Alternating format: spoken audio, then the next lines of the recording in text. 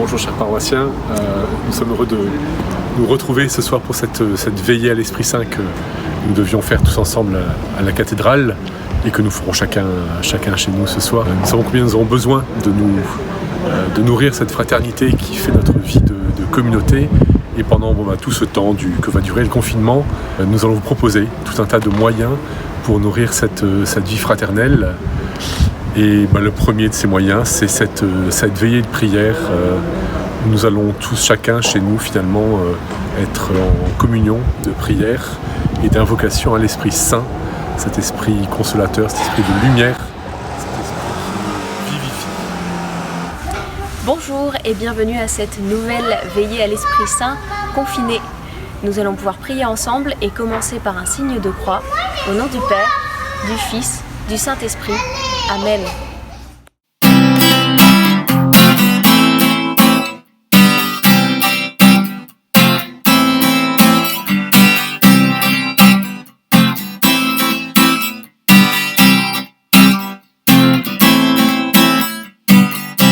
Je me réjouis dans le nom du Seigneur.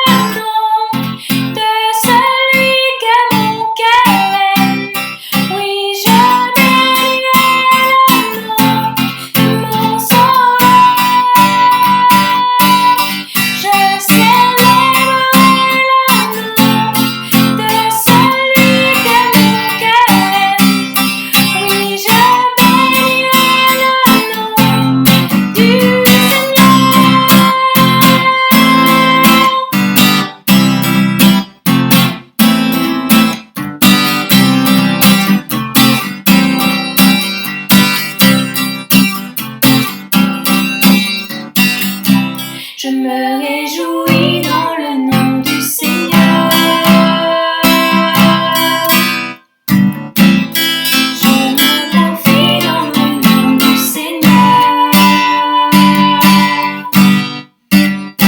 Je lève les mains dans le nom du Seigneur. Je chante de joie dans le nom du Seigneur.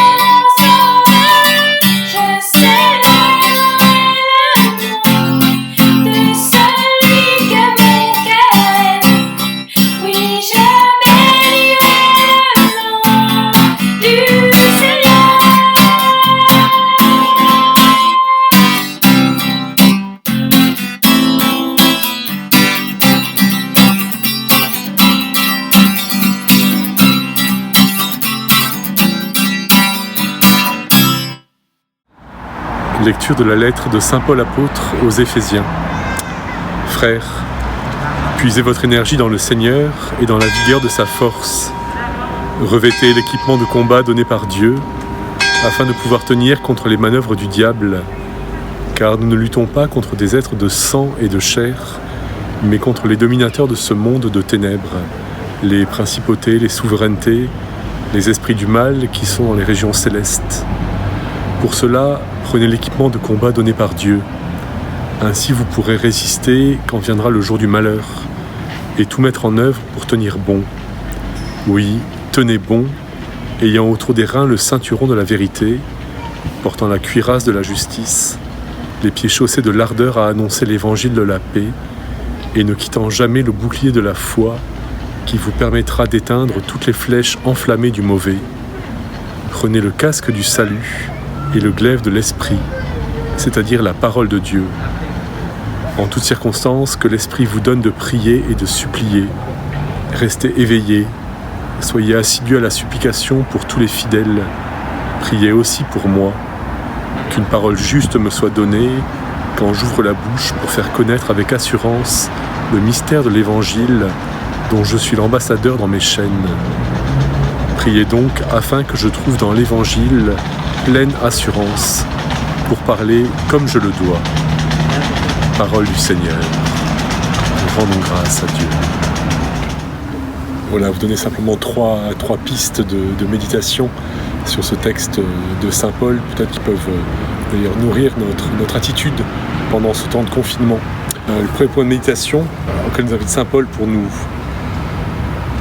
puiser notre énergie dans le Seigneur et dans la vigueur de sa force, c'est celui de la vie intérieure, de prendre ce temps du confinement, ces 4 semaines, pour nourrir notre vie intérieure avec le glaive de l'esprit, c'est-à-dire la parole de Dieu. Voilà, peut-être chaque jour, méditer la parole de Dieu, prendre 5 à 10 minutes selon vos possibilités pour goûter la parole de Dieu, cette nourriture quotidienne pour nos vies. Donc c'est le premier des moyens que Saint Paul nous donne. Le deuxième qu'il nous donne, c'est de porter la cuirasse de la justice. La justice, pour nous, c'est de donner à chacun ce qui lui est dû. Et c'est certainement cette attention aux plus petits, aux plus fragiles de notre communauté et de notre entourage. Aller vers eux par une attention, par un coup de téléphone, par une charité active. Et puis le troisième moyen que nous donne Saint Paul, c'est celui de porter l'évangile de la paix. Nous savons combien dans ces temps troublés, nous sommes des ouvriers de la paix du Seigneur. Nous accueillons la paix du Seigneur et nous la transmettons autour de nous. Nous pourrons nous dire que ce confinement empêche en tout cas l'annonce de l'évangile, la mission. En fait, le Seigneur se servira certainement de ce temps favorable pour venir toucher des cœurs et pour que nous répandions, nous diffusions, nous transmettions l'évangile de la paix.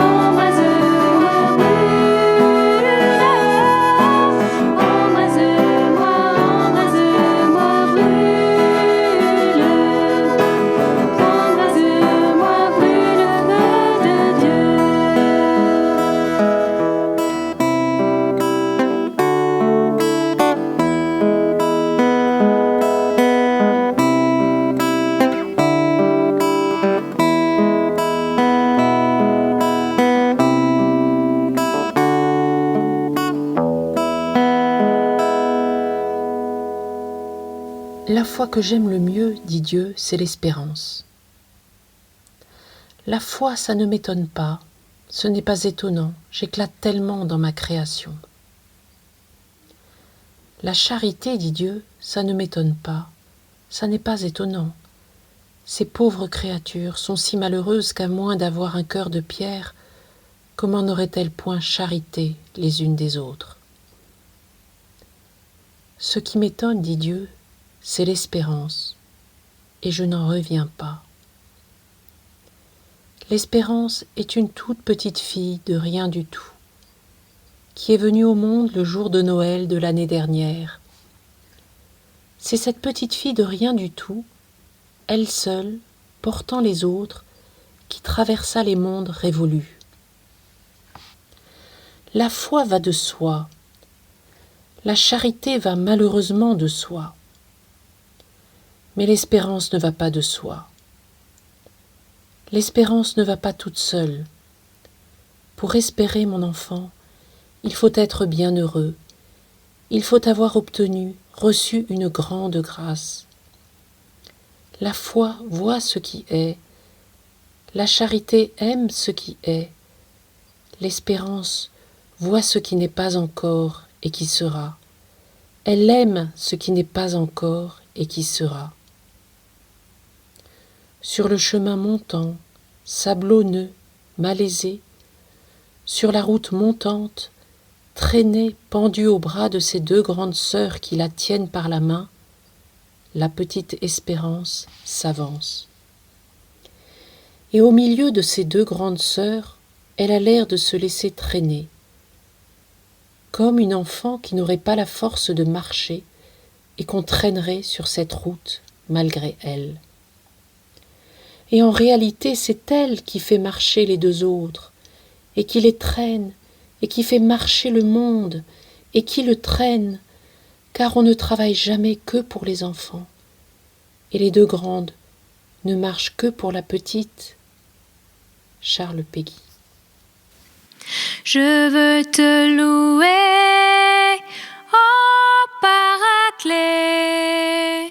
Saint-Esprit, viens et remplis ma vie. Je veux te louer, ô Paraclet. Saint-Esprit, viens et remplis ma vie. Je veux tout quitter pour te servir. Saint-Esprit, viens et remplis ma vie. Je veux tout quitter pour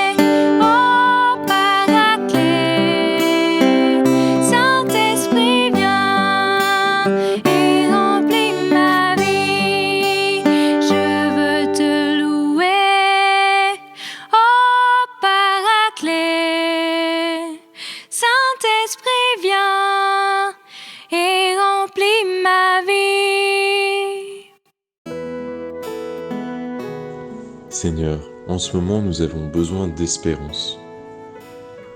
Alors je te rends grâce pour ce cadeau immense que tu nous as fait à travers la parole de Dieu. À travers cette parole qui nous permet en tout temps, malgré toutes les difficultés, de tourner les yeux vers toi, d'être nourris, de retrouver de la joie, de l'espérance.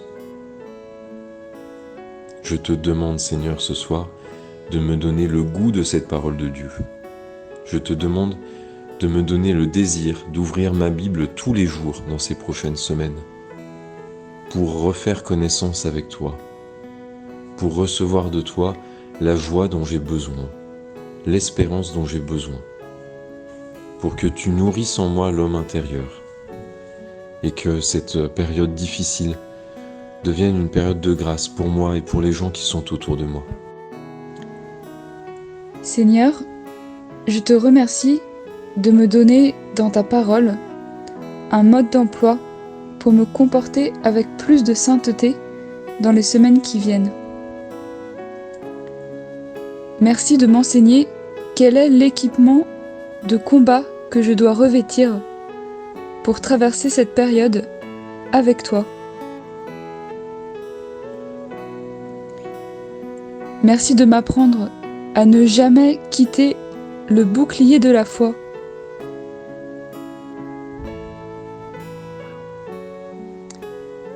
Merci de m'exhorter, Seigneur, à prier, à te supplier en toutes circonstances. Que ton Esprit Saint renouvelle en moi ce désir de rester en ta présence dans mes journées.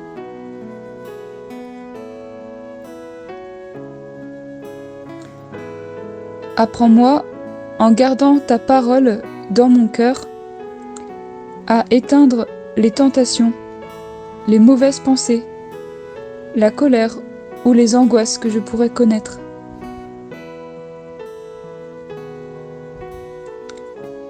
Seigneur, je veux puiser mon énergie en toi.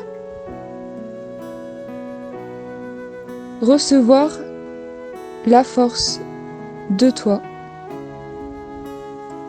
Et je te bénis, car tu es un Père bon qui veut faire de multiples cadeaux à ses enfants. Et je sais que tu exauceras ma prière. Maintenant, nous vous proposons de prier à haute voix chez vous pour deux choses. Déjà pour dire merci au Seigneur. Merci pour cette petite veillée que nous passons ensemble. Merci pour quelque chose qui vous a touché ou qui vous a fait du bien. Peut-être que c'est une parole de la lettre aux Éphésiens. Peut-être que c'est une pensée réconfortante. En tout cas, sans doute que vous avez reçu quelque chose, que vous avez été nourri pendant ce petit temps de prière. Alors vous pouvez lui dire merci, tout simplement. La deuxième chose, c'est demander tout ce qu'il nous faut pour ces prochains jours, tout ce dont on a besoin pour rester proche du Seigneur. On peut lui demander toutes ces grâces aussi parce que nous prions ensemble en communion ce soir. Et donc le Seigneur nous regarde. Il regarde chacune de nos demandes avec beaucoup de tendresse. Et il a le désir ardent que ce temps soit un temps de conversion pour nous, pour notre paroisse. Alors demandons-lui avec confiance.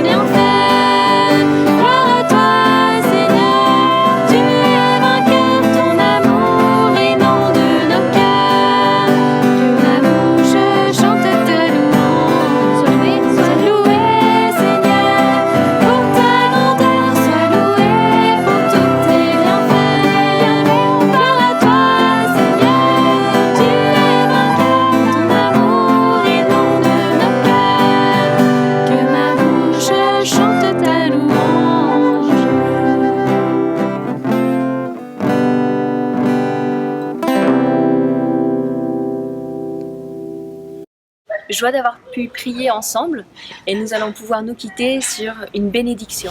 Le Seigneur soit avec vous et avec votre esprit.